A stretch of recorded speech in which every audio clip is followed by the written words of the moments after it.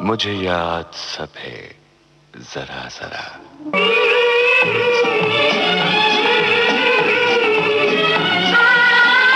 मुझे याद सब है जरा जरा। मुझे याद सब है जरा जरा। वो लम्हा लम्हा साथ है। मुझे याद सब है जरा जरा।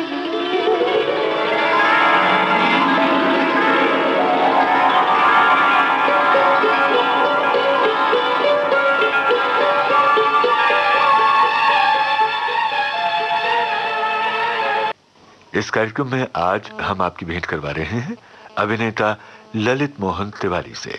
आपसे बातचीत की है रेणु बंसल ने। आइए सुनते हैं ये बातचीत। दोस्तों नमस्कार। हम कोशिश करते हैं कि हर हफ्ते आपकी मुलाकात किसी सितारे से करवाएं और इसके लिए हमारी खोजबीन जारी रहती है और कोशिशों का जो नतीजा होता है वो पॉजिटिव ही निकलता है, सकारात्मक ही निकलता है। और आज अपने स्टूडियो में हम आमंत्रित कर लाए हैं ललित मोहन तिवारी जी को। तिवारी जी, आपका बहुत स्वागत है हमारे स्टूडियो में। नमस्कार। ये फिल्मों की जो दुनिया है, ये इस चमकती दुनिया को देखकर सभी की आंखें चुंधियाती हैं और बहुत से लोगों की कोशिश रहती है कि इस दुनिया में हम कैसे आ पाएं। क्या आकर्षण है जिसने आपको भी अपनी तरफ खींच लिया? अब ऐसा एकदम से बिल्कुल उस तरह का ध्यान तो नहीं आता, लेकिन मैंने इस चीज को जरा सा जब मुझे सोचने का मौका मिला तो मैंने कुछ दूसरे तरह से इसको सोचा। मैं अपने बचपन से ही काफी शर्मीला टाइप का लड़का था, तो काम करना चाहता था। ऐसे मैं फैसिनेट होता था ये फिल्में देख के थोड़ा सा, या जो भी कलाकार स्टेज में काम करता है तो रामलीला जैसे होती थी, तो मैं कोशिश करता था कि मेरे को भी कोई रोल मिले, उसमें कोई राम बना दे या ये कर दे। लेकिन मैं शर्माता इतना ज्यादा था कि मेरे से वो जब रिहर्सल होती थी, तालीम होती थी, ना मेरे से गाया जाता था, ना सुर होता था, ना ताल होती थी, तो ऐसा कुछ होता नहीं था। ऐसे ऐसे करके मैं करीब करीब 18-20 साल का हो गया, तो ऐसे ही एक मौका मिला मुझे। मैं उस आदमी को याद भी करना चाहता हूँ। वो बेसिकली काम करने के लेवल पे वो था सुनार, लेकिन वो लगातार वहाँ नैनीताल में जो ऑल इंडिया ड्रामा कंपटीशन होता था तो उसमें लगातार वो हर साल काम करता था और वो नैनीताल का बहुत अच्छा आर्टिस्ट माना जाता था। मैं नैनीताल में पैदा हुआ, वहीं का रहने वाला हूँ। अभी पहले यूपी था, अब उत्तराखंड हो गया है वो। मैं उत्तरांचल फिर उत्तराखंड। तो मैंने अपनी माँ से कहा कि मेरे को एक्टिंग करने का मतलब शौक है, तू मेरे को इस आदमी से मिला देते, ये करवा देगा, करवाएगा, ये करता है। तो मेरी माँ ले गई वहाँ उसके पास, ने कहा सुरेश ये कहते हैं ये करना चाहता है तो इसकी कुछ हेल्प कर। उन्हें हाँ अभी कंपटीशन होने वाला है तो इसको भेज दो तुम रोज रिहर्सल के लिए।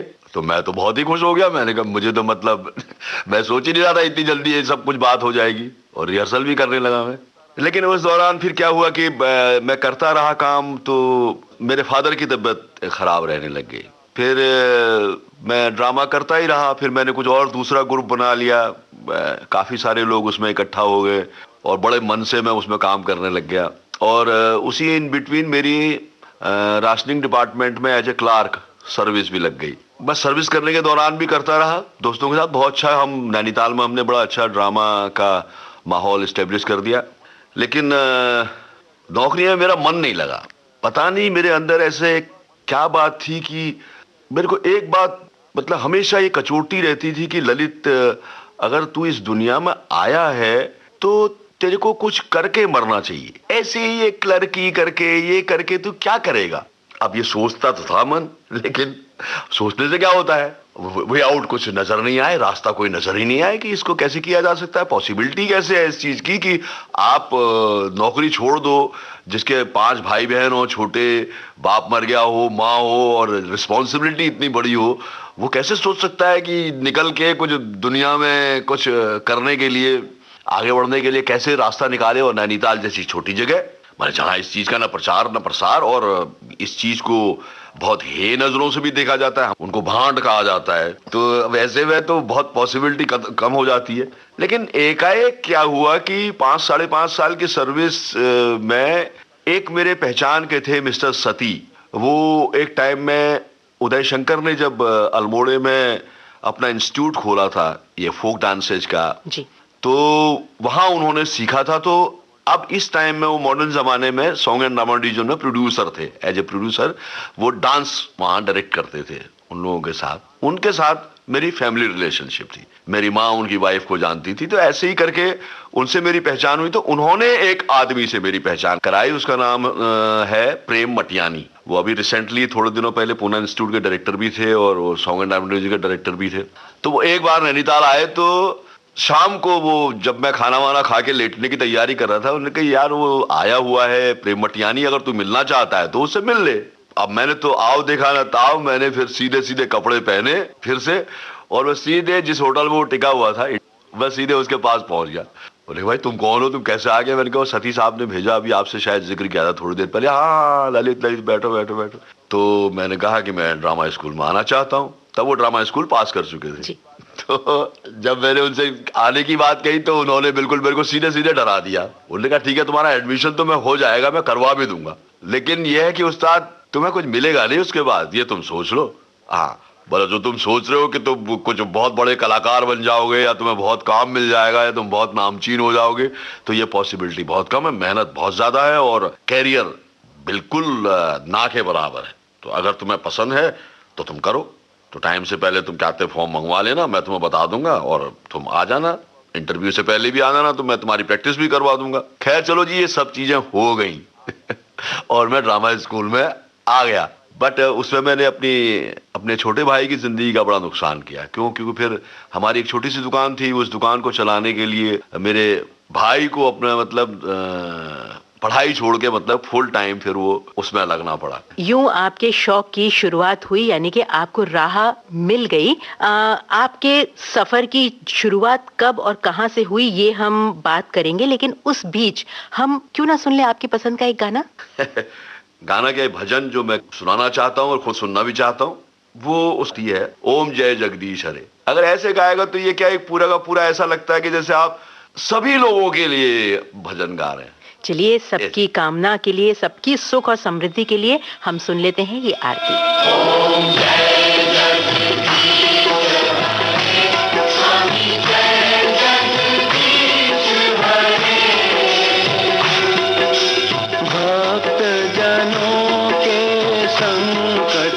दास जनों के संकट क्षण में दूर करे।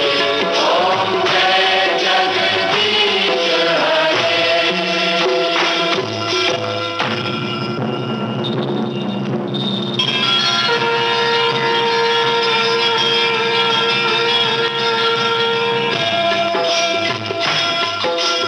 जो ध्यावे फल पावे, दुख बिन से मन का। स्वामी दुख बिन से मन का।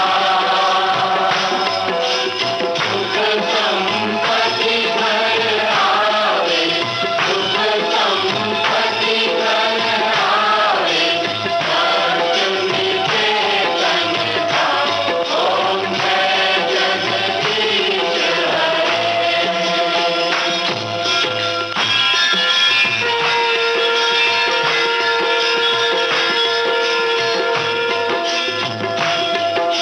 मात पिता तुम मेरे, शरण पड़ूं मैं किसकी। स्वामी शरण लहूं मैं किसकी। तुम बिन आर न दूजा, प्रभु बिन आर न दूजा, आज करूं मैं किसकी। ओम जय जगदीश हरे। तुम पूर्ण परमात्मा, तुम अंतर्यामी। स्वामी तुम अंतर्यामी। पार ब्रह्म परमेश्वर, पार ब्रह्म परमेश्वर, तुम सबके स्वामी। ओम जय जगदीश हरे। तुम करुणा के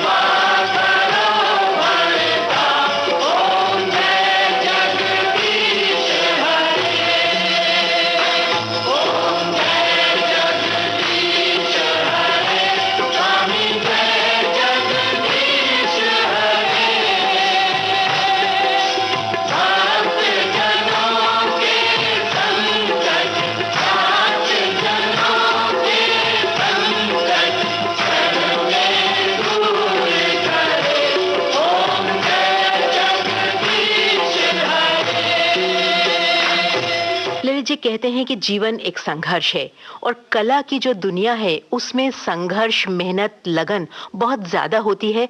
फल बहुत देर से मिलता है लेकिन मिलता जरूर है। आपने फिल्मों में आने का मन बनाया, आपको आपके परिचितों ने, आपके दोस्तों ने राह सुझाई।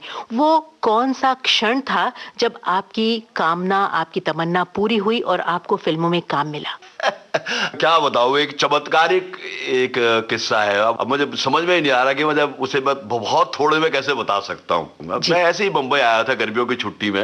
मेरा एक दोस्त है आलोकनाथ, बहुत नामचीन एक्टर हैं, बहुत बढ़िया कलाकार हैं, और बेसिकली उनकी मदद से ही मैं यहाँ बंबई तक पहुंचा हूँ, इस लाइन तक पहुंचा हूँ। हिम्मत की है मैंने इसमें आने की। तो मैं उसी के पास टिका हुआ था। मेरा क्लास फेलो है ड्रामा स्कूल का। तो ऐसे ही हमारा एक कॉमन फ्रेंड था, ये भगवान उसकी आत्मा को शांति दे, अशोक शर्मा, उसकी अभी डेथ हो गई है। तो अब हमारे जब जाने के दिन आए तो ऐसे ही एक दिन हम पृथ्वी थिएटर पर शाम को बैठे हुए थे। कुछ ऐसे ही कुछ बातें हो रही थी भविष्य को लेके कि यहाँ आने में आए तो कैसे आए, क्या करें, इस तरह के। उसमें एकाएक वो कहने लगा, यार ललित तेरे पास कुछ पैसे हैं तो चल यार बांद्रा चलते हैं, वहां मेरा एक दोस्त है, चल तू। मैंने कहा भाई साहब ऐसा है कि ये जाने तक के पैसे हैं। ठीक है, उन्होंने कहा ठीक है, तेरे पास जाने के, मेरे पास आने के, चल। तो हम वहाँ एक बांद्रा में एक फ्लैट है, फ्लैट में एक नीचे अंडरग्राउंड में एक कमरा था, उसमें एक आदमी बैठा हुआ था। उससे परिचय करा उन्होंने कि कमल स्वरूप है, मणिकौल के असिस्टेंट पहले रहे हैं, अभी एक फिल्म बना रहे हैं। तो उसने पता नहीं कमल से फिर उसके बाद क्या बात की, उसने हल्के फुल्के से जो बात की, उन्होंने कहा हाँ ठीक है, इसको मैंने ले लिया अपनी फिल्म में। तो ले लिया फिल्म में, वो तो ठीक है, लेकिन क्या ले लिया क्या नहीं ले लिया मुझे कुछ नहीं मालूम। तो उसके बाद हम बाय बाय करके आ गए। तो बाहर निकले तो मेरे को उसने गले लगा लिया। अब कह तेरे को तो उसने हीरो बना दिया यार, तू तो उसकी फिल्म का हीरो है। अरे मैंने कहा ऐसे कैसे हो गया, क्या बात कर रहा है? कह रहा सब कुछ हो गया, अभी परसों को जाना है। वो तो उसने डायरेक्टर ने भी मेरे से कह दिया था, भाई साहब आपको 16 तारीख को जाना है। मैंने कहा यार 16 तारीख को तो मेरा वो खुल रहा है, रेपर्टरी खुल रही है, तो मैं कैसे जा सकता हूँ? मैं ड्रामा स्कूल की रेपर्टरी में एज ए आर्टिस्ट काम करता था वहां। तो मैंने कहा वो तो मुझे ज्वाइन करना पड़ेगा। अरे कहने लगा छोड़ यार, तू अजमेर जा, इसके साथ शूटिंग कर, कहाँ बेकार है, मेडिकल डाल दे। तो मैंने मेडिकल डाला और मैं सीधे इसकी फिल्म की शूटिंग के लिए चला गया। ये कौन सी फिल्म थी और किस सन की बात है ये सन की बात है, ये आप ये समझिए 1985 जुलाई की बात है जी। और फिल्म कमल स्वरूप जी की कौन सी थी जिसके लिए आपको हीरो चुना? यही फिल्म का नाम था ओम दरबदर। ओम दरबदर। और हुआ भी ऐसा ही, वो दरबदर ही हो गई। वो फिल्म बनी नहीं, और जब बनी तो बिल्कुल एब्सर्ड हो गई। वैसे कई कुछ कंट्रीज में उसको प्राइजेस मिले, लेकिन वो फिल्म हिंदुस्तान में कहीं दिखा नहीं पाए। बट ये कि पूना इंस्टीट्यूट में वो फिल्म एज ए बुक बहुत पॉपुलर है। फिर उसके बाद आपकी क्या फीलिंग्स थी और उसके बाद आपकी जो राह बनी वो कैसे बनी? फिर क्या हुआ कि इसके चक्कर में मेरे को ड्रामा स्कूल की नौकरी छोड़नी पड़ी जी। वहां पर कुछ ऐसे ही कुछ बेकार से वाकयात हो गए जो होने नहीं चाहिए थे। सबके अपनी अपनी बातें होती हैं। तो मैं जब बेकार के वाकयात हो गए तो मैंने कहा जब ऐसे में छोड़ देना चाहिए, कुछ फायदा है नहीं। तो फिर मैंने वहां की सर्विस छोड़ दी। फिर मैं यहाँ आ गया। फिर मैंने बासुदा के सीरियलों में थोड़ा काम किया। उन दोनों वो रजनी और दर्पण कुछ बनाते थे। फिर उसके बाद सुधीर मिश्रा से मेरी पहचान हुई तो उसकी फिल्म में मैंने काम किया, 1-2 फिल्मों में। बस हो गया। इसी तरह से कुछ ना कुछ राह निकलती चली गई। एस्टैब्लिशमेंट के बारे में, आपके कदम जमाने के बारे में हम बात करेंगे इस दुनिया में, लेकिन उससे पहले एक गाना और सुन लेते हैं आपकी पसंद का। मुझे ज्यादातर मतलब जिस तरह का मैं इंसान हूँ, अपने तरह के उसमें मुझे बहुत कम लोगों से इंटरेक्ट करने का मन होता है, क्योंकि मैं बहुत ज्यादा दुनियादार आदमी हूँ नहीं। और मेरे को अपने इंटरेक्शन के लिए सबसे जो उम्दा लोग नजर आते हैं वो है बच्चे जी।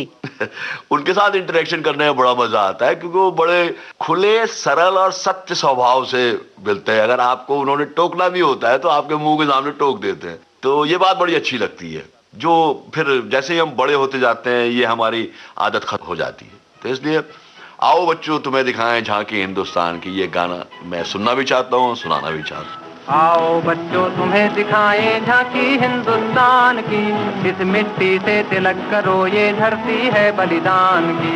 वंदे मातरम, वंदे मातरम, वंदे मातरम, वंदे मातरम। आओ बच्चों तुम्हें दिखाएं झांकी हिंदुस्तान की, इस मिट्टी से तिलक करो ये धरती है बलिदान की। वंदे मातरम, वंदे मातरम, वंदे मातरम, वंदे मातरम।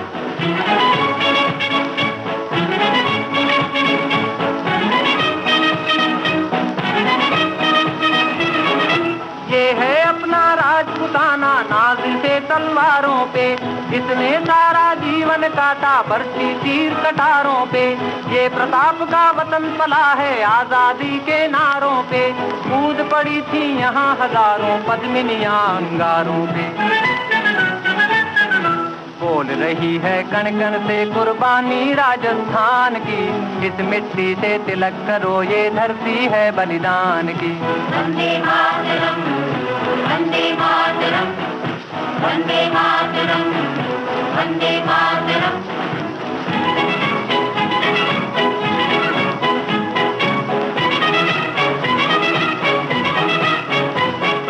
देखो मुल्क मराठों का ये यहाँ शिवाजी डोला था, मुगलों की ताकत को जिसने तलवारों पे तोला था। हर पर्वत पे आग जली थी, हर पत्थर एक शोला था, बोली हर हर महादेव की बच्चा बन जा बोला था। शेर शिवाजी ने रखी थी लाज हमारी शान की, इस मिट्टी से तिलक करो ये धरती है बलिदान की। वंदे मातरम, वंदे मातरम, वंदे मातरम, वंदे मातरम।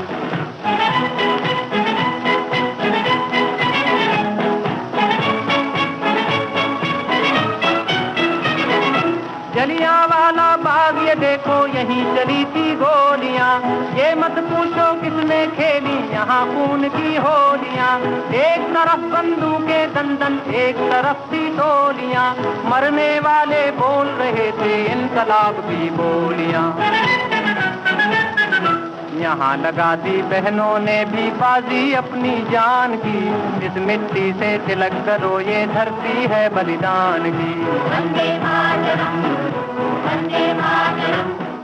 ललित जी, जब भी कोई इंसान अपने कदम जमाना चाहता है, जो वो करना चाहता है, उस राह पर चलना चाहता है, जब तक उसके कदम स्थिर नहीं हो जाते, उसकी इच्छाएं पूरी नहीं हो जाती, यानी कि उसको ये नहीं दिखता कि जो वो पाना चाह रहा है वो सही लाइन पे निकल गया है, असमंजसता की स्थिति बनी रहती है। इसी तरह कलाकार के साथ भी होता है। आप फिल्मी दुनिया में आए, आपको छोटे मोटे रोल मिलने शुरू हुए, लेकिन ये मन में जब स्थिर हो जाता है कि हाँ, अब मैं यहाँ पर रम गया, जम गया, अब मुझे काम मिलता रहेगा, ये वाली स्थिति कब से शुरू हुई? अगर एग्जैक्टली देखा जाए तो ये स्थिति तो मेरे सामने वैसे कभी भी नहीं आई। मैंने अपने मन में कभी सोच लिया हो ऐसा कि अब तो मैं एस्टेब्लिश हो गया हूँ, मुझे लोग जानने लग गए हैं, मैंने अच्छे अच्छे काम किए हैं, लेकिन फिर भी मेरी आदत है कि मैं वैसे भी लोगों से मिलता रहता हूँ। मुझे वैसे भी घर में बैठे रहना उस तरह से पसंद नहीं है, और या मुझे लोग बुलाएं तभी मैं जाऊंगा और तब मुझे काम मिलेगा और तब मैं बड़ा आर्टिस्ट साबित होऊंगा। तो ये बातें, मैं इतनी छोटी छोटी बातों में मैं अपना जीवन नहीं गुजारना चाहता। मुझे क्या लगता है कि जैसे और सब लोग हैं वैसे ही आर्टिस्ट भी होता है। वो कोई खास ऐसा उसका कोई पैरामीटर नहीं है कि जिससे मैं उसको अलग एक आम आदमी से अलग कर दूं। ये मेरा कभी भी नजरिया नहीं रहा, इसलिए इस चीज को मैंने कभी भी बड़ा नहीं समझा। और स्पेशली हमारे हिंदुस्तान में तो इसकी स्थिति इतनी बुरी है, ये मुझे सबसे बड़ा दुख होता है। यहाँ बेसिकली आर्टिस्ट का जो पूरा क्राइटेरिया है वो क्या है कि उसने कितने पैसे कमाए, वो कितने पैसे लेता है, उसके पास कोठी बंगला है या नहीं है, बाकी अदरवाइज वो कौन सी फिल्म करता है, क्या फिल्म करता है, उसकी स्क्रिप्ट क्या है, वो एक्टिंग कैसी करता है, उसका ध्यान आम पब्लिक में कहीं भी किसी तरफ भी नहीं है। और ये बहुत अफसोस की बात है। देखिए ललित जी, यहाँ जो रोल्स की बात होती है, रोल चाहे छोटा हो या बड़ा हो, उसकी उस कहानी में अहमियत होती है, तभी वो रोल होता है। और उस रोल को निभाने वाला जो कलाकार होता है वो उतना ही महान होता है जितना कि उस फिल्म का हीरो होता है, क्योंकि वो जो छोटा सा रोल डायरेक्टर ने या प्रोड्यूसर ने गढ़ा है या कहानीकार ने गढ़ा है, कुछ सोच के गढ़ा है, और जब तक कलाकार उस रोल को अच्छे से नहीं निभाएगा, कहानी में वो रंग नहीं आ पाएगा जो कहानीकार चाहता है। तो इसलिए कलाकार की जो जात होती है, कलाकार की जो महानता होती है, वो उस रोल को निभाने में होती है, चाहे रोल फिर से कहूंगी बड़ा हो या छोटा हो। तो इसलिए एक कलाकार को अगर रोल मिलते रहते हैं तो लोग उसको पहचानते रहते हैं। रही ये बात कि कितना पैसा मिलता है, तो पैसा भी बहुत जरूरी है जिंदगी को चलाने के लिए। आपने बहुत बढ़िया बात कही, बल्कि मेरे मन की बात कही। यही बात मैं बेसिकली कहना चाह रहा था कि असल मतलब है काम का, वो काम सही लेवल पे एनालाइज होना चाहिए। मेरी पहली बात का मेरा मतलब ये नहीं था कि पैसे नहीं कमाने चाहिए या उसकी जरूरत नहीं है। सवाल इस बात का है कि अगर हमको क्लास में गांधी जी के बारे में पढ़ाया जा रहा है तो वहां पर फिर सरदार पटेल या नेहरू की बात नहीं होनी चाहिए। अगर नेहरू के बारे में पढ़ाया जा रहा है तो उसमें गांधी जी की बात नहीं होनी चाहिए, क्योंकि आप एक सब्जेक्ट पढ़ रहे हैं। तो अगर आप एक्टिंग या क्रिएटिविटी की कोई बात हम करते हैं तो वो बात ऐसी होनी चाहिए कि जो क्रिएटिविटी लोगों को समझ में आए, काम समझ में नहीं आए, क्योंकि काम के तो उसमें अलग अलग रूप हैं। अब हमें ये समझना पड़ेगा कि रियली कलाकार को किस लेवल पे काम करना चाहिए जिससे कि वो कलाकारी जो फ्रेमवर्क है वो सुंदर नजर आए। वो ऐसा नजर नहीं आए कि अरे यार तो गुड़ गोबर सा कुछ हो गया है, तो इसमें अब कहने के लिए क्या रह गया है, इसमें तो कुछ भी नहीं रह गया है, इसमें तो आर्ट नाम की कोई चीज ही नहीं है। चलिए उन फिल्मकारों की बात करते हैं जिनके साथ आपने काम किया है। श्याम बेनेगल जी हैं, सईद मिर्जा जी हैं, केतन मेहता जी हैं, अजीज मिर्जा, कुंदन शाह, सुधीर मिश्रा, बी.आर. चोपड़ा साहब। बी.आर. चोपड़ा साहब को अगर थोड़ी देर के लिए हम छोड़ दें तो बाकी के जो फिल्मकार हैं वो ऐसे फिल्मकार हैं जिन्होंने लीग से अलग हटके फिल्में बनाई हैं, यानी कि आर्ट फिल्में उन्होंने ज्यादा बनाई हैं, कमर्शियल फिल्में उन्होंने कम बनाई हैं, और आपने इन सब फिल्मकारों के साथ काम किया है। तो बारी बारी से शुरू करते हैं कि आपके अनुभव इन फिल्मकारों के साथ कैसे रहे। तो बात शुरू करेंगे श्याम बेनेगल जी की भारत एक खोज से, जिसमें आपका एक बहुत अच्छा किरदार था। लेकिन उससे पहले एक गाना सुन लें। इसमें मैं दूसरी बार फिर कहना चाहूंगा, फिर वही कि मैं ज्यादातर बच्चों से इंटरेक्ट करना चाहता हूँ, इसलिए मैं दूसरा गाना भी उनको ही समर्पित करता हूँ। ये कहना चाहिए, हिंदू बनेगा ना मुसलमान बनेगा, इंसान की औलाद है इंसान बनेगा। तू हिंदू बनेगा न मुसलमान बनेगा, इंसान की औलाद है इंसान बनेगा। तू हिंदू बनेगा न मुसलमान बनेगा, इंसान की औलाद है इंसान बनेगा।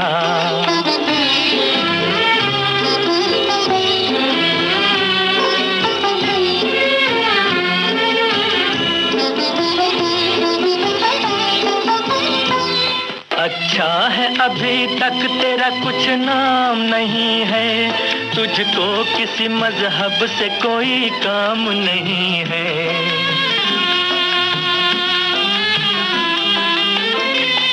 अच्छा है अभी तक तेरा कुछ नाम नहीं है, तुझको किसी मजहब से कोई काम नहीं है।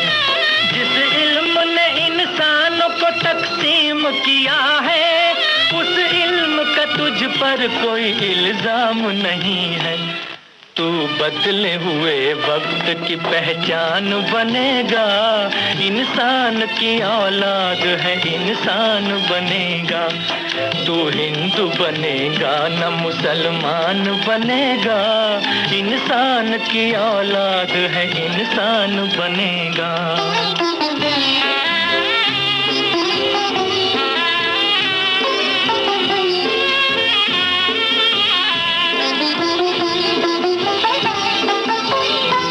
मालिक ने हर इंसान को इंसान बनाया, हमने उसे हिंदू या मुसलमान बनाया।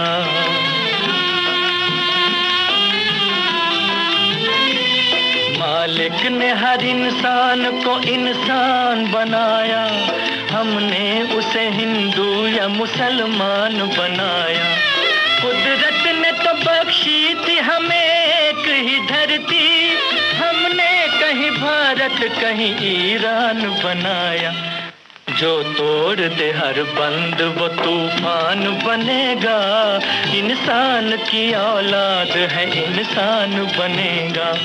तू हिंदू बनेगा न मुसलमान बनेगा, इंसान की औलाद है इंसान बनेगा।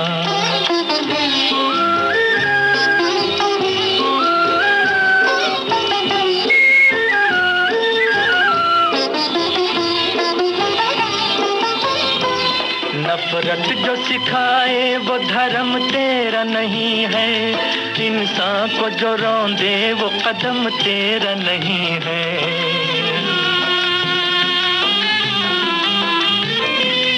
नफरत जो सिखाए वो धर्म तेरा नहीं है, इंसान को जो रौंदे वो कदम तेरा नहीं है। कुरान न हो जिसमें वो मंदिर नहीं तेरा, गीता न हो जिसमें वो हरम तेरा नहीं है।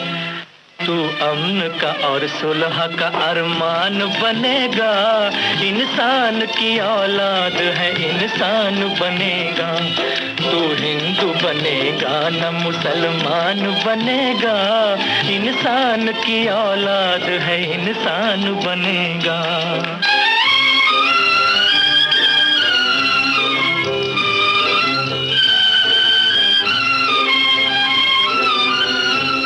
ये दीन के ताजर ये वतन बेचने वाले, वतन बेचने वाले, ये दीन के ताजर ये वतन बेचने वाले, इंसानों की लाशों के कफन बेचने वाले, कफन बेचने वाले, इंसानों की लाशों के कफन बेचने वाले।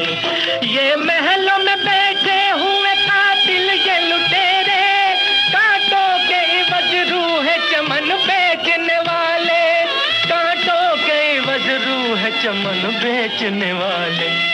तू इनके लिए मौत का ऐलान बनेगा, इंसान की औलाद है इंसान बनेगा। तू हिंदू बनेगा न मुसलमान बनेगा, इंसान की औलाद है इंसान बनेगा।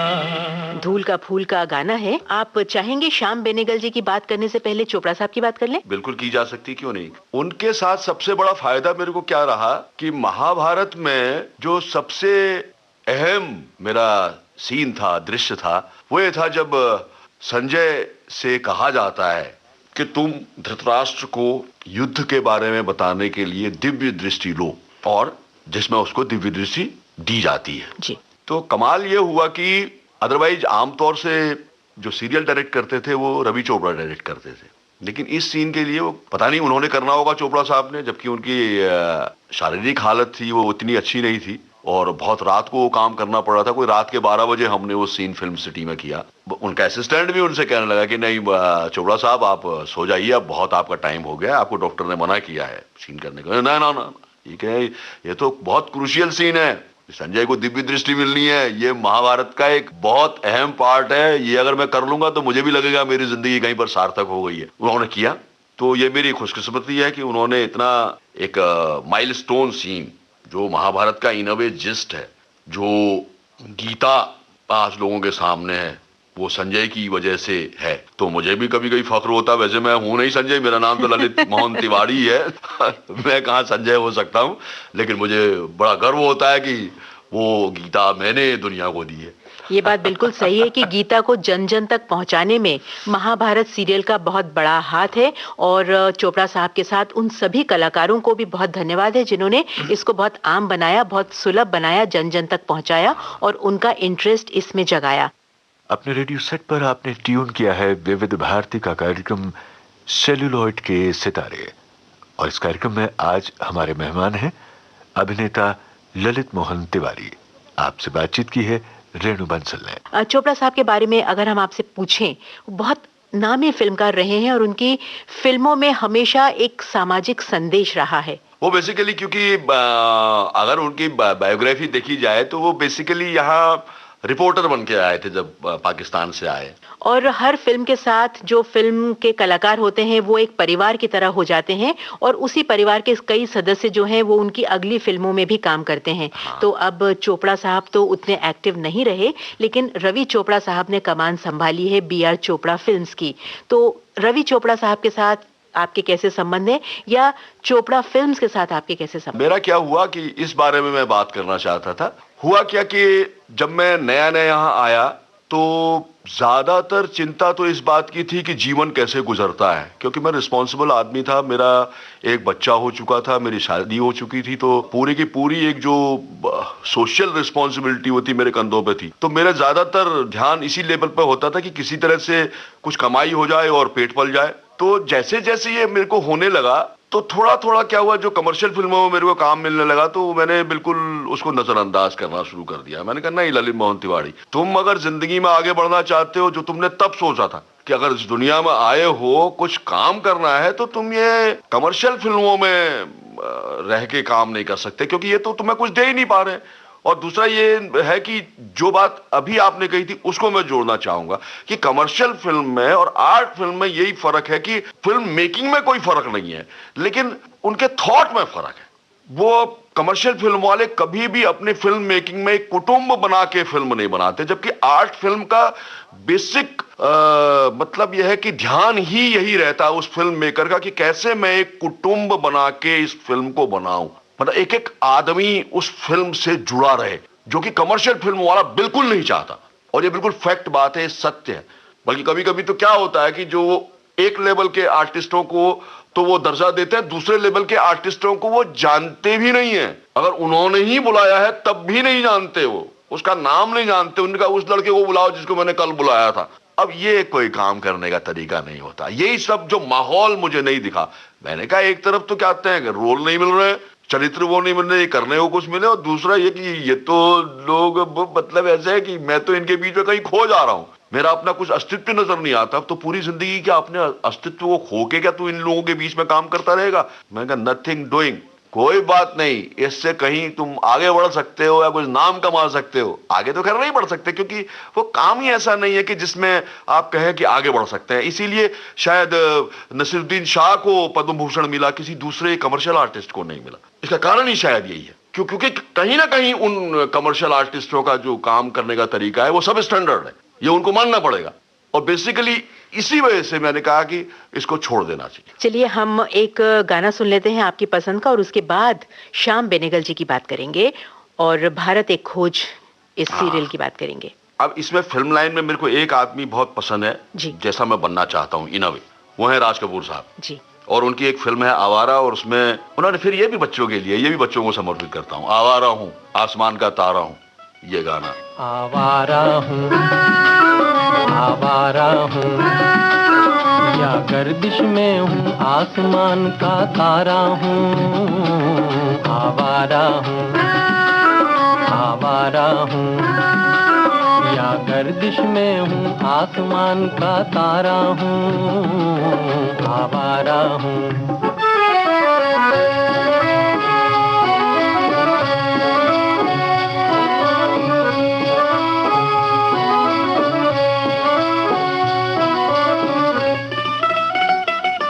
घर बार नहीं संसार नहीं, मुझसे किसी को प्यार नहीं, मुझसे किसी को प्यार नहीं। उस पार किसी से मिलने का इकरार नहीं, मुझसे किसी को प्यार नहीं, मुझसे किसी को प्यार नहीं। अनजान नगर सुनसान डगर का प्यारा हूँ, आवारा हूँ आवारा हूँ या गर्दिश में हूँ आसमान का तारा हूँ, आवारा हूँ।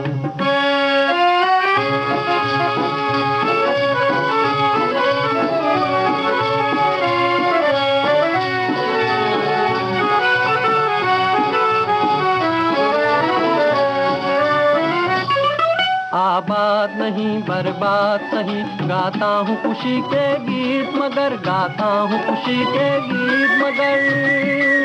जख्मों से भरा सीना है मेरा, हंसती है मगर ये मस्त नजर।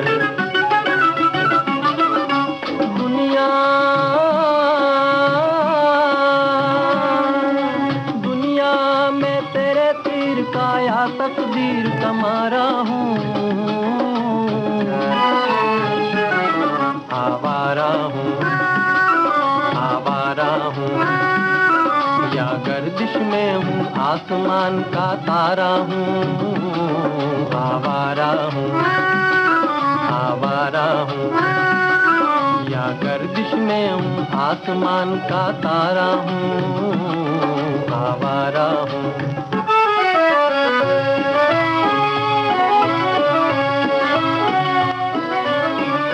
ललित जी, एक तरफ तो आप कमर्शियल फिल्मों से दूर रहने की कोशिश करते हैं और जो नाम आपने कहा वो फिल्मों का शोमैन है, उसके बिना फिल्मों का जिक्र ही अधूरा सा लगता है। तो फिर बात करनी पड़ेगी राज कपूर की, लेकिन नहीं, हम श्याम जी की बात पहले करें। नहीं, अभी फिर यही बात करते हैं क्योंकि अभी बात कंटिन्यूएशन में चल रही है। आपने बहुत अच्छी बात कही जी। आपको मालूम है कि राज कपूर को कभी भी उस तरह कलाकार नहीं माना गया, सीरियस कलाकार जी। उसको मीडिया ने भी नहीं माना, शोमैन जरूर माना। उसको वो कहते थे, मीडिया उसको कहता था कि बेस्ट कॉमेडियन है। अब बताइए कितनी बड़ी ट्रेजेडी है, इतने बड़े कलाकार को लोगों ने, मीडिया ने कॉमेडियन कहा।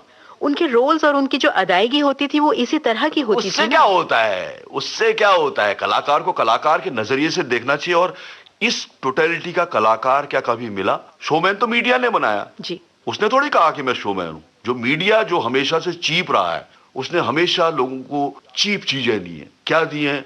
अब कोई आदमी कहता है अपने को बिग बी, कोई कहता है बादशाह। तो आप बताइए, अगर कोई आदमी, कभी किसी राजा अकबर ने कभी कहा कि मैं राजा हूं? राजा कभी नहीं कहता मैं राजा हूं। ये लोग खुद कह रहे हैं कि मैं राजा हूं। ये विनम्रता हम जानते हैं, हमारी संस्कृति में है कि ये विनम्रता होती है। आप अपने मुंह से कुछ नहीं कहते, आपका जो काम होता है उसकी तारीफ लोगों को करनी चाहिए, तो अपने मुंह से कुछ नहीं निकलना चाहिए। तभी इसीलिए मुझे इतना दुख होता है कि, और इसलिए बनना चाहता हूं। देखिए, अब आप उनकी स्क्रिप्ट देखिए, आप उनकी फिल्मों में म्यूजिक देखिए, आप उनकी फिल्मों में डायरेक्शन देखिए, आप उनकी फिल्मों में एक्टिंग देखिए। उनकी ही नहीं, उनके आसपास काम करने वाले सब कलाकारों, छोटे से छोटा कलाकार जिसने एक सीन भी किया हो, जो भीख मांगता है आवारा में, कोई कहते हैं वो कितना राजा भी देख, धंधे का टाइम है, हट यहां से, वो भी आपको याद रहता है। बिल्कुल। और मेरे को याद है, मैं बोल रहा हूँ बिल्कुल। इसीलिए कहते हैं कि राज कपूर साहब अपने आप में एक संस्था थे और हर काम और हर तरह का काम वो बहुत ही लगन से और बहुत बारीकी से सोच समझ कर करते थे। जबरदस्त। उनके बाद मतलब इस लेवल तक सोचने वाला सिर्फ एक डायरेक्टर मेरे को नए जमाने में नजर आता है, जिसके उसमें ओवरऑल इस तरह की छाप दिखाई देती, जो सामाजिक लेवल पर बहुत जागरूक, वो है मनोज कुमार साहब। खैर, अब आप श्याम बेनेगल साहब की बात कर रहे थे, तो मैं उनकी बात करना चाहूंगा। उनका जो काम करने का तरीका है, जो मैं सोचता था अपनी जिंदगी की मैं ऐसे लोगों के साथ इस तरह से काम करूंगा, बिल्कुल वैसा ही है जैसा मैं सोचता हूं। बिल्कुल थिएटर की तरह, ग्रुप वर्क, सब एक साथ बैठेंगे, एक साथ बात करेंगे, एक साथ खाएंगे, एक साथ रहेंगे। तो ये काम करने का मेरे हिसाब से इतना बेस्ट तरीका है कि इससे बेस्ट काम करने का कोई दूसरा तरीका नहीं हो सकता। और बेसिकली ये लाइन इसी चीज के लिए है, जब आप अपनी बात को डायरेक्ट उससे इंटरेक्ट कर सकते हैं, डायरेक्टर से उससे कुछ भी पूछ सकते हैं, उससे कोई बेजा क्वेश्चन भी कर सकते हैं, तब भी वो आपको आंसर देता है। तो ये अपने आप में बहुत कमाल की बात है, जो कमर्शियल लाइन में कभी पॉसिबल नहीं है। ओवरऑल तरीके से वो इंटरेक्ट करते हैं। और सबसे बढ़िया बात उनकी पर्सनैलिटी की, जिसकी वजह से आपको एक शक्ति मिलती है, वो ये है कि क्या उनको कमर्शियल फिल्में बनाने का लालच नहीं था एज सच? ऐसे तो कमर्शियल और आर्ट कुछ नहीं है, तो जस्ट एक बाइफर्केशंस है, जैसे हम कहते हैं जूलॉजी और बॉटनी, ऐसा कुछ कर देते हैं, तो इसका कोई मीनिंग नहीं होता है। तो सिनेमा है, उसके अलावा दूसरी कोई चीज नहीं है। तो जो बात आपके मन में आती है कि क्यों उन्होंने कला के पुजारी रहे, वो कमर्शियल फिल्मों की तरफ उन्होंने वेंचर नहीं किया, तो कभी आप लोगों ने उनसे पूछा कि ऐसा क्यों, और उन्होंने क्या जवाब दिया? क्यों, उसमें जरूरत क्या है? अगर मैं अपने मन में ऐसा सोच रहा हूं कि मुझे ऐसे आदमियों के साथ काम करना है, मुझे ऐसा काम करना है, तो वो क्यों नहीं सोचेगा? वो जरूर सोचेंगे। उन्होंने बिल्कुल बाकायदा उन्होंने माइंड सेट किया होगा, नहीं मैं तो यही काम करूंगा, मैं तो अंकुर ही बनाऊंगा, मैं मंथन, निशांत और जुनून ही बनाऊंगा, मैं नहीं बनाऊंगा कहते हैं कोई भी कमर्शियल फिल्म, उस दिमाग की फिल्म, उस तरह की फिल्म जिसका कोई सिर पैर नहीं हो। हमसे एक बहुत बढ़िया बात कहते थे वो, कभी कभी मजाक में, कहे ललित तुम्हें मालूम है कहते हैं कमर्शियल फिल्मों का ढांचा किस तरह से होता है? वो क्लाइमैक्स से शुरू होती है और क्लाइमैक्स में ही खत्म होती है। तो इतनी बढ़िया बात कौन कर सकता है? कैसे कर सकता है कोई आदमी? अगर वो जानकार होगा तब कर सकता है। और इसीलिए उन्होंने हिंदुस्तान के सिनेमा को, हमारा हिंदुस्तान का सिनेमा, कमर्शियल सिनेमा तो 4 लोग भी नहीं जानते, हमारे हिंदुस्तान के सिनेमा को आगे बढ़ाने में इन्हीं लोगों का तो योगदान है। आज अगर पूरी दुनिया हिंदुस्तान के सिनेमा को जानती है, तो कमर्शियल फिल्मों की वजह से नहीं जानती है, वो इन्हीं लोगों की वजह से जानती है जिन्होंने दुनिया के कोने कोने में अपनी फिल्में भेजी हैं, जो इंटरनेशनल फिल्म फेस्टिवल्स में जाती हैं। कमर्शियल फिल्में थोड़ी जा सकती हैं। जी जी जी। It's like that. तो चलिए फिर एक गाना सुन लेते हैं और अपनी बातों को आगे बढ़ाएंगे। अब उसके बाद मैं आता हूँ, बच्चों से ही मुखातिब होता हूँ मैं, जीवन के बारे में। ये जीवन है, इस जीवन का यही है रंग रूप, थोड़े गम है थोड़ी खुशियाँ, यही है छाँव धूप। पिया का घर फिल्म का ये गाना है और आइए सुन लेते हैं। ये जीवन है, इस जीवन का यही है, यही है, यही है रंग रूप। ये जीवन है, इस जीवन का यही है, यही है, यही है रंग रूप। थोड़े गम है थोड़ी खुशियाँ, थोड़े गम है थोड़ी खुशियाँ, यही है, यही है, यही है छाँव धूप। ये जीवन है।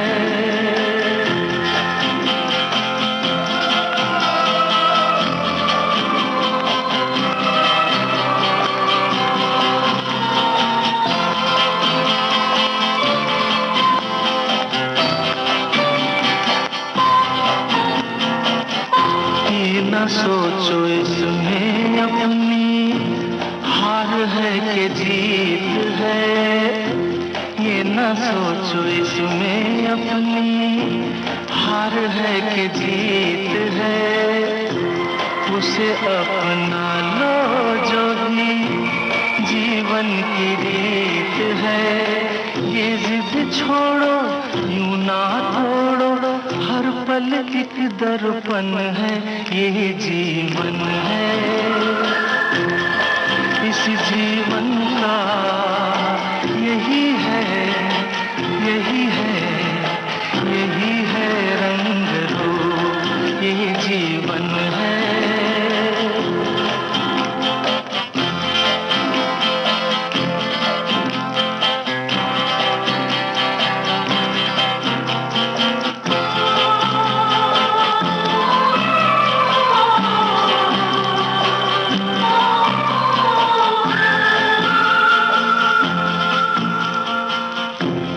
धन से न दुनिया से, घर से न द्वार से, धन से न दुनिया से, घर से न द्वार से।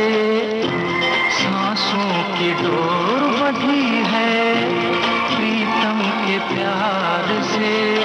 दुनिया छूटे पर ना टूटे, ये कैसा बंधन है। ये जीवन है, इस जीवन का यही है। ललित जी आ जाते हैं अपनी बातों पर। सिरा हमने बातों का रोका था इस गाने से पहले कि आपने जो श्याम बेनेगल जी के साथ काम किया, आपने उनके साथ सीरियल किया भारत एक खोज, वहां से लेकर और आपके जितने भी रोल्स आज तक आपने अदा किए हैं उनका अनुभव कैसा रहा, और ये भी जानना चाहेंगे कि अभी तक कौन सा रोल आपके मन में है जो आपको मिला नहीं है या आपको अभी तक करना है। अब इस सवाल का जवाब तो यह है कि दुनिया में ऐसे देखे जाए तो हिंदुस्तान में जिस तरह का सिनेमा बनता है उसमें तो बहुत लिमिटेड टाइप के कैरेक्टर होते हैं। जरा कुछ जो सेंसिबल फिल्में बनती हैं उन्हीं में थोड़ा सा कुछ अलग तरह के कैरेक्टर होते हैं जिनको अलग तरह से पोर्ट्रे करने की कोशिश की जाती है। और इस मामले में मैं बहुत भाग्यशाली रहा हूँ। मुझे इतने अलग अलग तरह के कैरेक्टर करने को मिले हैं कि मुझे कभी कभी खुद भी ताज्जुब होता है कि जो जिनके साथ मैं 20 साल से काम कर रहा हूं वो भी मुझे एक रोल में नहीं देखते, वो मुझे कुछ ना कुछ अलग अलग देते रहते हैं। ये मुझे लगता है ये मेरी काफी बड़ी जीत है कि मैं ऐसे डिफरेंट कैरेक्टराइजेशंस कर लेता हूं। और मुझे कैरेक्टराइजेशन करने वाले रोल भी ही पसंद है, मतलब बाकी और दूसरे तरीके से जो रोल करता हूं मुझे इतने पसंद नहीं है। तो इस वक्त अगर मैं जानना चाहूँ आपका यादगार रोल कौन सा रहा, तो आपको एक या दो रोल्स कौन से याद आएंगे? ना ना, बहुत सारे मैंने जो भी काम किया, क्योंकि मैं काम बहुत कम करता हूँ तो बड़े मन से करता हूँ, और तो वो मेरे लिए यादगारी हो जाते हैं। बस सिर्फ कमर्शियल फिल्मों के ही कुछ रोल हैं जिनको मैं याद नहीं करना चाहता, बाकी जो मैंने और जो काम किए हैं वो बड़े एट पार काम किए हैं। और कौन सा अभी तक आपका वो किरदार है जो आप निभाना चाहेंगे? कोई भी जो कठिन हो, जिसमें मेरे को अपने पूरे अस्तित्व को तोड़ना पड़े और मुझे नए तरह से अपने एक नई पर्सनैलिटी बनानी पड़े। आपके लिए कठिनता की क्या परिभाषा है? कठिनता की परिभाषा ये है कि जिसमें मेरे पूरे के पूरा अस्तित्व चलायमान हो, जिसमें मेरा दिमाग सोचे, मेरी बॉडी करे। जैसे रविशंकर साहब कोई नया म्यूजिक बना रहे हैं, नया कोई संगीत बना रहे हैं, नया कोई राग बना रहे हैं, बिल्कुल उसी तरह से हो मेरे लिए, तब तो बात है। बाकी तो बहुत सारे कैरेक्टर मैंने किए हैं, बहुत सारे, इतने सारे कैरेक्टर तो शायद हो सकता है बहुत कम लोगों ने किए होंगे। चलिए एक बात और जानना चाहेंगे कि हम जानते हैं कि फिल्मों के अलावा आपका एक बहुत ही प्यारा सा शौक है और बहुत अलग हट के शौक है, और वो शौक है पत्थर जमा करने का, यानी स्टोन कलेक्शन। असल में देखा जाए तो वो तो असल में क्या है कि रेडियो वालों ने खुद एक अलग तरह से उसको कैटर करना चाहिए, क्योंकि वो सिर्फ एक शौक की बात नहीं है, वो एक पूरा का पूरा ऐसा मीडियम है जिसको आप पूरे के पूरे तौर पर एक एजुकेशन का मीडिया बना सकते हैं और एक कमर्शियल मीडियम बना सकते हैं। आदमी चाहे तो उससे वो पत्थर कलेक्ट करके अपनी रोजी रोटी चला सकता है, उसे शायद पढ़ने लिखने की जरूरत भी नहीं है, वो इतने पैसे कमा सकता है कि जितना कोई बहुत बड़ा बड़ा बिजनेस करने वाला हो सकता है। जैसे मेरे पास जो स्टोन्स हैं, अगर उनकी इंटरनेशनल मार्केट में अगर कीमत देखी जाए तो शायद करोड़ों रुपए भी हो सकती है। तो ये किस तरह के पत्थर हैं? ये पत्थर अब ये है कि जब आप उसको देखेंगे तभी समझ में आएगा, लेकिन उसका मोटा मोटी तौर पर इतना बता सकता हूं कि उनमें मूर्तियां हैं, उनमें कोई ना कोई इमेज आपको दिखाई देती है, तब वो लाए गए हैं। अदरवाइज ऐसे ही वो सुंदर है इसलिए नहीं लाया गया। और सबसे बढ़िया बात यह है कि वो पत्थर बहुत ऑर्डिनरी हैं, उनको कार्व नहीं कर सकते आप, वो बस हो गया नेचर ने ही कार्व किया हुआ है और अपनी इमेज उसने बनाई हुई है। अदरवाइज वो कई पत्थर तो ऐसे हैं जिनको आप कार्व करने की कोशिश करेंगे तो वो टूट जाएंगे ऐसे। और ये बेसिकली अब इसको मैं जोड़ना चाहता हूं अपनी क्रिएटिविटी के साथ जी। मेरी क्रिएटिविटी में जब मेरे को इजाफा नहीं लगा तो उसका वे आउट शायद मेरे को लगता है कि यहां पर निकला, क्योंकि मेरे को उतना मजा ही नहीं आता था काम करने में, एक्टिंग करने में ऐसी कोई, और ना मैं इतना कर सका। मैं कभी भी उस तरह से एट पार जो कहते हैं, जो कहते हैं उसने इंटरनेशनल प्राइज ले लिया और वो इतना महान कलाकार है और इतना बढ़िया कलाकार है, वैसा रहा नहीं। मैं उतना नहीं, मैं अपने आप को बिल्कुल मीडियोकर एक्टर मानता हूं। इसीलिए शायद जो मीडियोक्रिटी से जितनी जो महान एक्टर बनने की जो क्वालिटी मेरे अंदर थी वो यहां तो पूरी नहीं हुई, वो पत्थरों में पूरी। कहते हैं कि अपना अपना नजरिया होता है, जो आप देखते हैं वही आपको दिखता है, या जो आप देखना चाहते हैं वही आपको नजर आता है। तो उन पत्थरों में अगर आप कहते हैं कि मूर्ति है, तो सच में मूर्ति दिखती है, या आपको कैसे वो दिखी मूर्ति जो आपका स्टोन कलेक्शन का सिलसिला शुरू हुआ? ना, वो बिल्कुल दिखती है आपको, वो दिखती है, वो तो दिखती है इसलिए लाए गए हैं। जब उसमें कोई इमेज है तभी उसका मीनिंग है, अदरवाइज तो पत्थर ही पत्थर पड़े हुए हैं। तो ये पत्थरों का जो कलेक्शन था, ये आपने कब से शुरू किया, और आपको वो कौन सा पहला पत्थर कहाँ कैसे दिखा जो आपने उसको उठा लिया? इसका असल में बड़ा अजीब सा एक किस्सा है। यहाँ पर एक ओपन एयर स्टूडियो है चाइना क्रीक, जहाँ पहले तो बहुत शूटिंगें होती थी, अब नहीं होती उतनी। तो वहां पर एक सीरियल हम कर रहे थे प्रेम जी का, लहू के फूल। तो उन दिनों भी मेरी यही आदत थी, शूटिंग में मैं अपने आप में रमा रहता हूँ, बहुत इनग्रॉस रहता हूँ, बड़े ध्यान में रहता हूँ। तो वैसे ही जब काम नहीं होता था तो वैसे ही मैं वो नदी के किनारे किनारे घूमता रहता था, पत्थरों को देखता रहता था।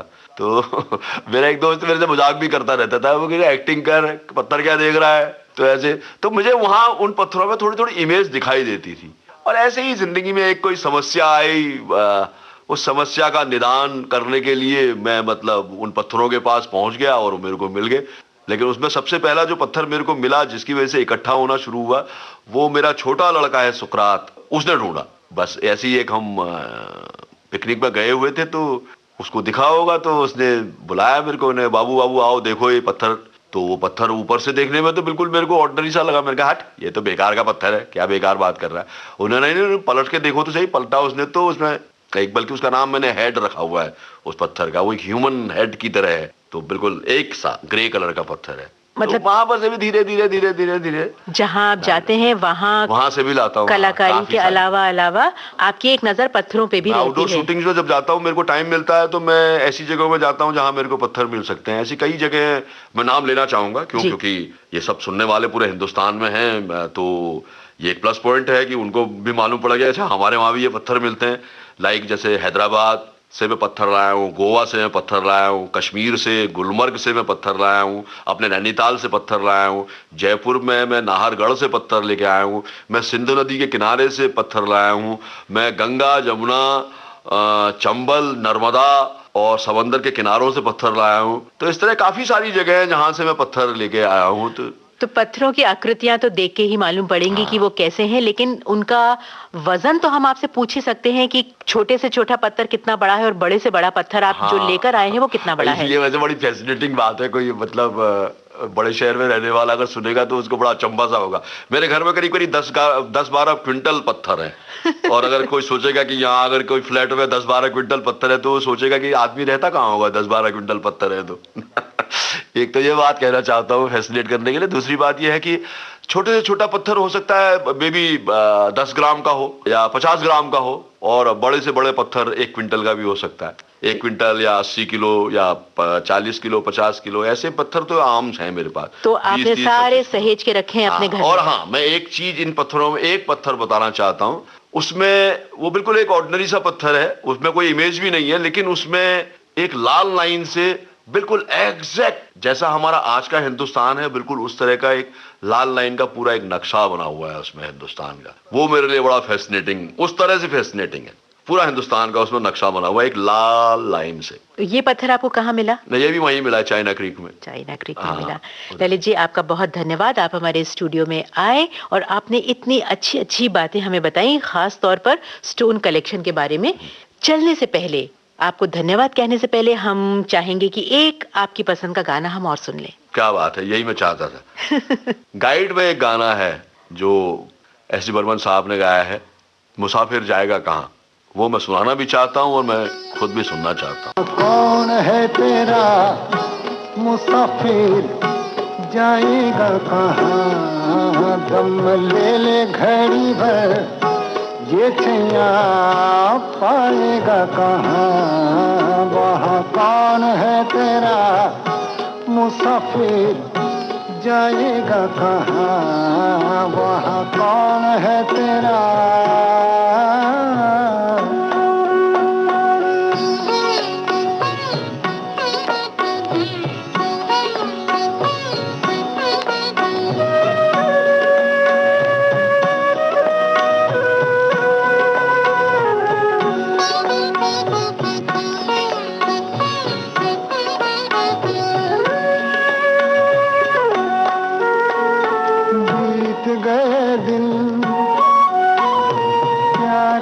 पलछी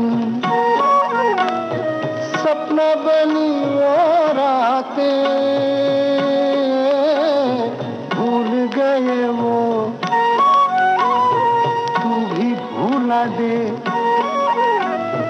प्यार की वो मुलाकातें, प्यार की वो मुलाकातें, सब दूर अंधेरा, सब दूर अंधेरा। मुसाफिर जाएगा कहाँ, दम ले ले, दम ले ले, दम ले ले घड़ी भर ये छैया पाएगा कहाँ। वहाँ कौन है तेरा।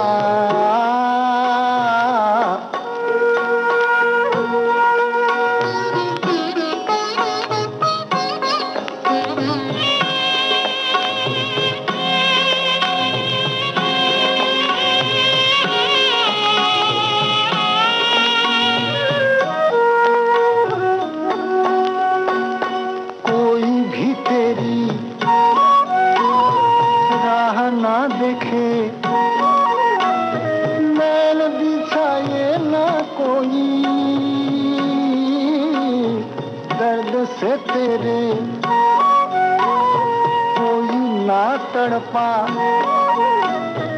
आँख किसी की न रोई, आँख किसी की किसको तू मेरा, कहीं किसको तू मेरा मुसाफिर, जाएगा कहाँ दम ले ले घड़ी भर, ये छैया पाएगा कहाँ, वहाँ कौन है तेरा।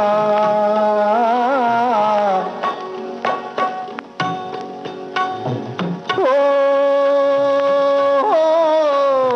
मुसाफिर,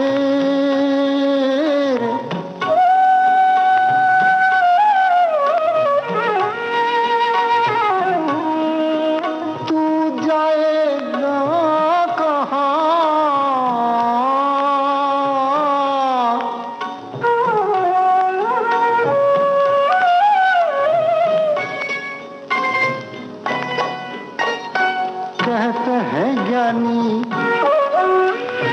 दुनिया है फानी, पानी पे लिखी लिखाई है सबकी देखी, है सबकी जानी,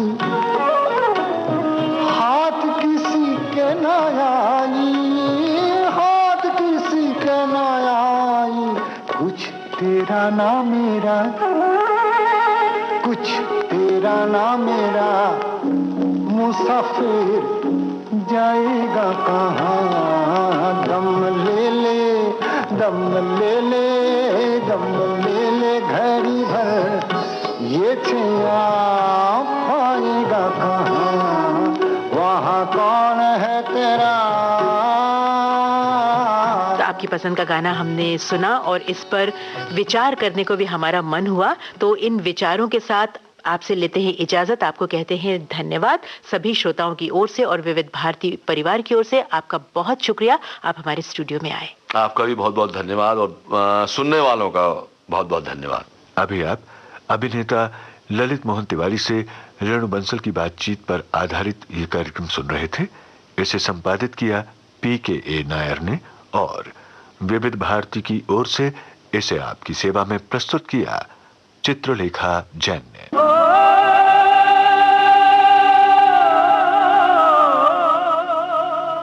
मुझे याद सब है जरा जरा।